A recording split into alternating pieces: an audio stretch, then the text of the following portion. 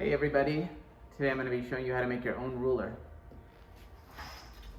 This is a piece of typing paper, and regular typing paper measures about 8 inches across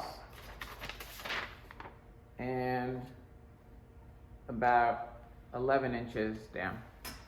So what we're going to do is we're going to take these two short ends and we're going to fold them together. Try to be as exact as you can. And then we're going to fold it one more time. So it's going to look like this.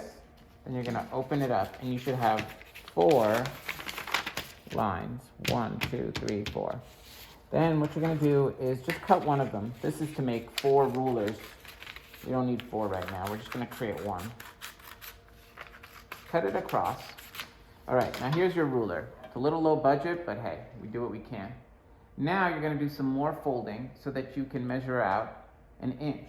Right now this is about 8 inches, as you can see. So what we're going to do is we're going to divide this into 8 parts so that each one's going to be an inch. I'm going to fold it in half once. Fold it in half again.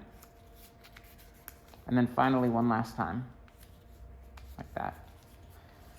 Okay, then you're going to open it up. And what you'll have are 8 evenly spaced lines. And for each one, you're going to make a little dash.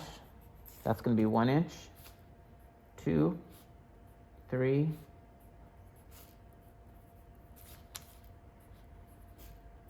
and the last one over here is 8.